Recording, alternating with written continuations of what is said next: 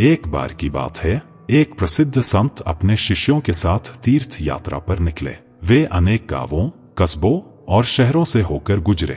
हर जगह उन्हें लोग आदर और सम्मान से बुलाते, उनकी सेवा करते और उनसे आशीर्वाद प्राप्त करते। एक दिन वे एक बड़े शहर के किनारे पहुंचे, जहां एक बहुत ही भव्य और विशाल महल दिखाई दिया। महल की सुंदरता और वैभव ने सभी का ध्यान आकर्षित किया। महल का द्वार खुला था, लेकिन वहां कोई पहरेदार नहीं था। संत ने अपने शिष्यों से कहा, चलो इस महल के अंदर चलकर देखते हैं कि यहाँ कौन रहता है और यह महल इतना सुंदर क्यों है। शिष्य महल की भव्यता से मोहित हो गए और बिना किसी संकोच के संत के साथ महल में प्रवेश कर गए। महल के अंदर का दृश्य और भी अद्भुत था। चारों ओर सोने और चांदी से बनी मूर्तियां, कीमती रत्नों से जड़े झूमर और मखमली कालीन बिछे हुए थे। हर कोने में वैभव और समृद्धि की छाप थी। महल के विशाल हॉल में पेंटिंग्स और सजावट का ऐसा अद्वितीय संग्रह था कि जिसे देखकर हर कोई दंग रह जाता। शिष्यों का ध्यान केवल महल की भव्यता पर था, लेकिन संत की नजर कुछ और खोज रही थी।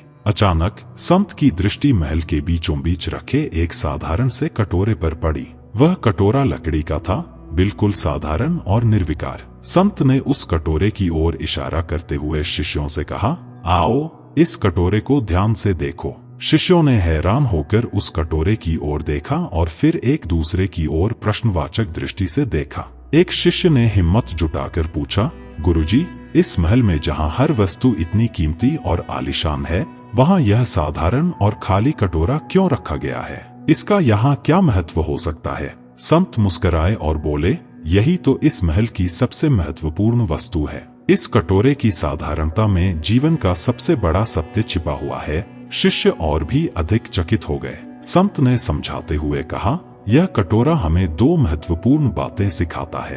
पहली यह कि चाहे हमारे पास कितनी भी संपत्ति, वैभव और ऐश्वर्य हो, यदि हमारा मन खाली है तो सब कुछ व्यर्थ है। बाहरी धन संपत्ति केवल दिखावा है, असली संपत्ति तो हमारे मन में होती है। यदि मन खाली है, असंतुष्ट है, तो संसार की सारी दौलत भी हमें संतोष नहीं दे सकती। शिष्यों ने ध्यानपूर्वक संत की बात सुनी। संत ने आगे कहा, दूसरी बात यह कि यह खाली कटोरा हमें सिखाता है कि हमें अपने अंदर हमेशा एक खालीपन बनाए रखना चाहिए। यह खालीपन विनम्रता का प्रतीक है। जब तक हम स्वयं को खाली और विनम्र नहीं बनाएंगे, तब तक हम किसी भी नई शिक्षा, ज्ञान या अनुभव को अपने भीतर नहीं समा सकते। जैसे यह कटोरा खाली है, वैसे ही हमें भी अपने अहंकार, पूर्वाग्रहों और धारणाओं से मुक्त होना चाहिए। केवल तभी हम सच्चा ज्ञान प्राप्त कर सकते हैं। महल की भव्यता और उस साधारण कटोरे के बीच संत की यह गूढ़ शिक्षा शिष्यों के हृदय में गहराई से उतर गई। वे अब समझ चुके थे कि जीवन की असली समृद्धि भौतिक वस्तुओं में नहीं, बल्कि आंतरिक शांति और ज्ञान में है। संत ने महल से बाहर निकलते समय शिष्यों से कहा, यह महल हमें जीवन का एक महत्वपूर्ण पाठ पढ़ाता है। हमें अपने अंदर भी इस खाली कटोरे की तरह एक स्थान बनाए रखना चाहिए, जहां हम नई चीजों को सीख सकें, समझ सकें और स्वीकार कर सकें।